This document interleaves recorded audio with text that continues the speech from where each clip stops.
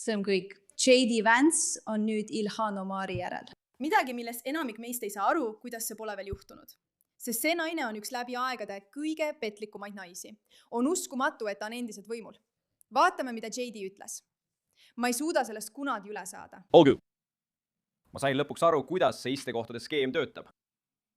Ma tahan küsida sinu käest pettuse vastase töörühma kohta. Sa mainisid varem, et Ilhan Omar näis olevat toime pannud immigratsioonipettuse. Või kas sa eeldad, et tema vastu esitatakse süüdistus, mis on seotud selle olukorraga?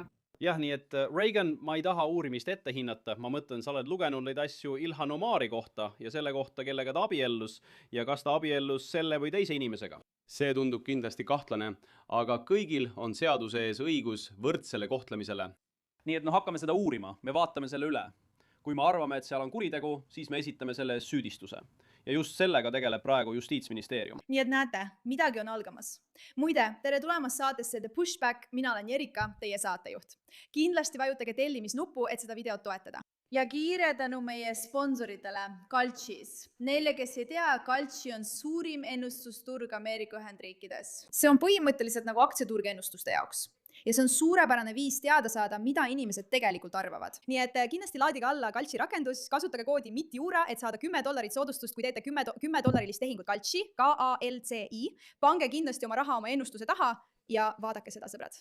Kui vaatate, keda 2026 aastal föderaalkuriteos süüdistatakse, siis siin on John Brennan, Letitia James ja siin oranžis on Ilhan Omar. Ja tema tõenäosus aina kasvab, sest inimesed arvavad, et see naine saab süüdistuse. Ja ma tõesti loodan, et neil on õigus, sest mida rohkem sa selle sõna otseses mõttes lehma kohta teada saad, seda vähem oskan teda kuidagi teisiti kirjeldada. See inimene, kes on pettusega varastanud nii palju maksumaksja raha ja väidab endiselt, et ta esindab Ameerika rahvast, see on minu jaoks täiesti uskumatu. Ma arvan, et see, mida see mees ütleb, võtab üsna hästi kokku kõik selle, mida paljud meist tunnevad. Vaatame. See oli koht, mida Omar tähistas oma võimule tõusul. Tegelikult on olemas video 2021 aasta juunist, kus Omar on just selles samas restoranis, Safaris, väidetavalt abistamas laste toitlustamisel. Aga asi läheb veelgi sügavamale. Demokraatide aktivist ja endine Omari kampaaniaametnik Ghassan Hashi Saeed tunnistas kohtus, et juhtis võltsitud toidupunkti, mis väitis, et pakub lastele päevas 5000 teinet ning pistis tasku miljoneid. Tead, mis mind selle kõige juures kõige rohkem häirib? Vaata, me räägime veel miljonist erinevast detailist, kuidas Elon on lihtsalt nii kohutav inimene. Aga just seda nad teevadki, eks. See pole ainult see, et nad on petturid ja kuidagi salakavalad. Nad teesklevad ka, et on head inimesed. Milline jultumus peab inimesel olema, et öelda, tead mis? Ma hakkan teesklema, et me toidame hulgaliselt inimesi ja siis varastan raha, mis peaks minema nendele inimestele ning jätan mulje, nagu oleksin väga hea inimene.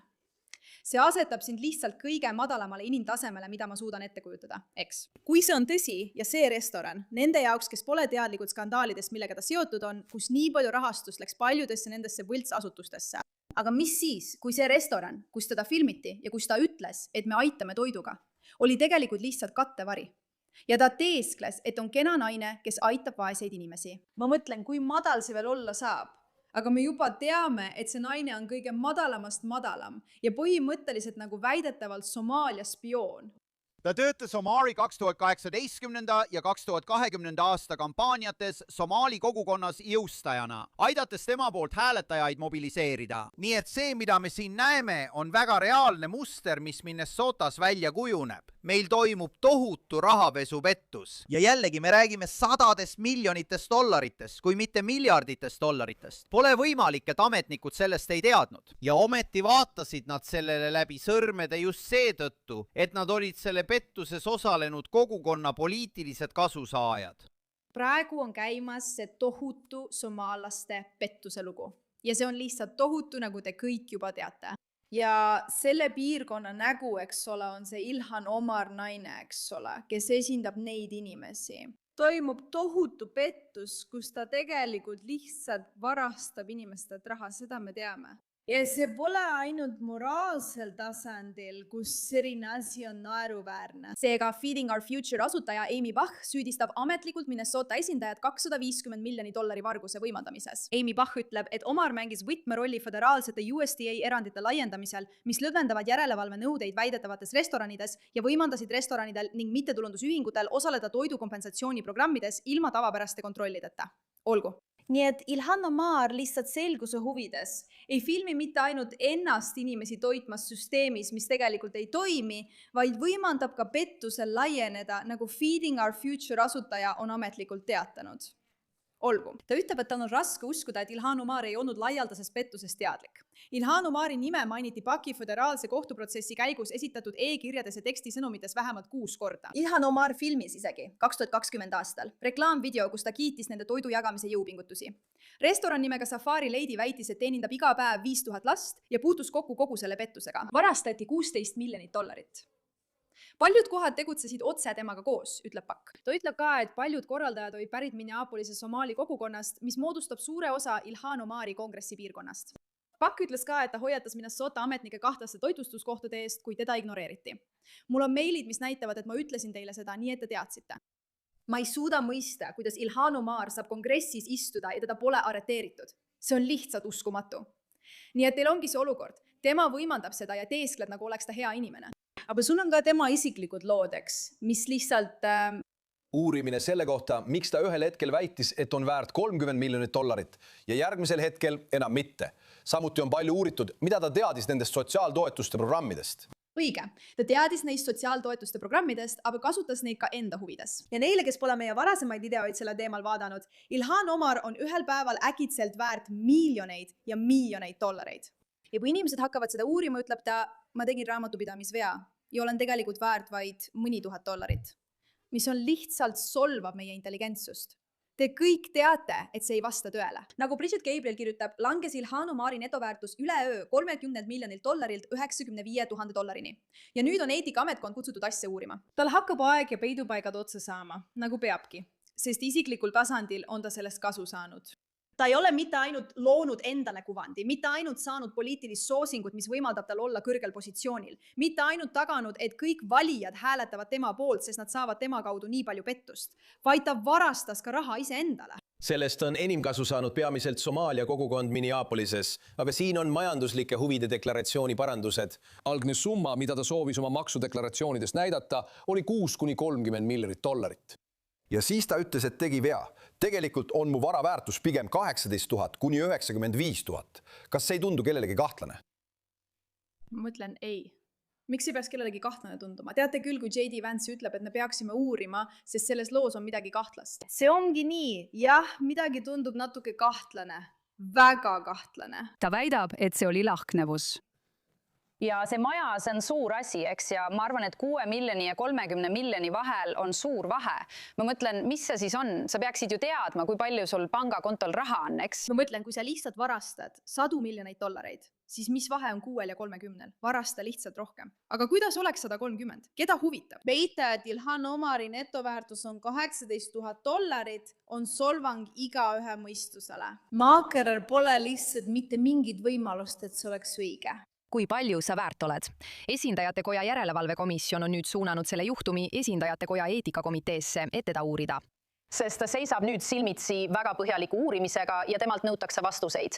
Mõned neist on rääkinud ka kohtukutsest. James Comer võiks kasutada oma föderaalset võimu, et talle kohtukutse esitada. Nad proovisid seda teha kohalikul tasandil Minnesotas, kuid tal oli vaja 6 häält. Seal oli 5 vabariiklast ja 3 demokraati. Nii et vabariiklastel ei olnud neid 6 vajalikku häält. Seega see ebaõnnestus. See tappis selle. Kahju, et see ebaõnnestus. Tuletan veel kord meelde, et see naine ei ole lihtsalt manipuleeriv lehm. Ta on ka vastik. Ja minu jaoks on see alati suur märk. Sest head inimesed kipuvad lihtsalt head olema, tead küll, nagu toredad. Ja kui sa pole isegi võimeline kena olema, isegi kõige elementaarsemas viisakuses, siis on selles midagi väga valesti. Pole kuhugi veitu lugeda, Elon. Sina oled see, kes pane suu kinni ja kao juurest minema. Vend, sa vajad tussi, sa haised kohutavalt. Kao mu juurest minema. Sa parem järgi Jeesust, Elon. Sa parem lõpeta kurjategi olemine. Kas sa järgid Jeesust? Sul pole kuhugi veitu, Elon. Sina oled see, kes ole vaid, sa kohutav. Võib-olla teen sellest oma hüüdlause, aga hoia minust eemale. ja hoia minust eemale. Võib-olla pääseksin sellega kuidagi läbi, kuigi me ei taha sellel platvormil roppusi kasutada. Siiski valitsuse esindaja puhul võiks arvata, et meediakoolitus annab sulle mingi emotsionaalse kontrolli, nii et sa ei ütleks kellelegi lihtsalt ole vaid, kus hoia minust eemale. Kus hoia minust eemale. Sa arvaksid nii, sa arvaksid. Aga kahjuks mitte. Ja see on sellepärast, et ta kuulub sellesse inimeste gruppi ega suuda oma emotsioone kontrollida. Jumal. Assalamu alaikum wa rahmatullahi wa barakatuh. aad iyo aad aan ugu faraxsanahay caawa in xafladan oo dhammaan dadka sa pead endad lihtsalt küsima, et millal inimesed ütlevad, et okei, ta varastab valitsuselt miljoneid, ta on kohutav inimene, ta ise on rahaasjades pettur, ta teeb kohutavate inimeste heaks kampaaniad, tõeliselt kohutavatele inimestele. Tundub peaaegu, et ta pole üldse Ameerika poolt ega Ameerika meelne. Trump on tema vastu välja astunud. Millised immigrandid? Keda sa tahaksid Ameerikas näha? No nad kindlasti annavad oma panuse. Jah, ma tahan näha inimesi. Jah, ma tahan näha inimesi, kes panustavad. Ma ei taha näha Somaaliat. Ma ei taha näha naist, kes abiellub oma vennaga, et sisse saada. Ja siis saab kongressi liikmeks ning ei tee muud, kui ainult kaebab. Ta teebki ainult seda, et kaebab, aga tema riik on täielik segadus. Tead. See on üks halvimaid maailmas. Las ta läheb tagasi ja parandab oma enda riigi korda. Ja see ongi kõik. See on sõna otseses mõttes kokkuvõte, mida me kõik vajasime. Need inimesed on valmis siia tulema, tegema asju ebaseaduslikult, pääsema sellest puhtalt, kurtma ja veel kord kurtma, kui Ameerika vastane see riik on ja kui kohutav see kõik on. Kogu aeg lihtsalt varastades ressursse ja kunagi ei mõtle, et võiks tagasi oma riiki minna ja seal asjad korda teha. Ja seda tahavadki praegu kõik Ilhan Omar, mine tagasi Somaaliasse, saa Somaalia peaministriks. Vaatame, kuidas see sulle sobib. Keegi ei vaja sind enam Ameerikas. Ja ma arvan, et on aeg, et J.D. Vance ja kõik teised sellega tegeleksid ning temast lahti saaksid. Kui palju rohkem tõendeid ja kinnitust on vaja, et see naine ei ole Ameerika poolel? Aitäh, et sellele tähelepanu pöörate.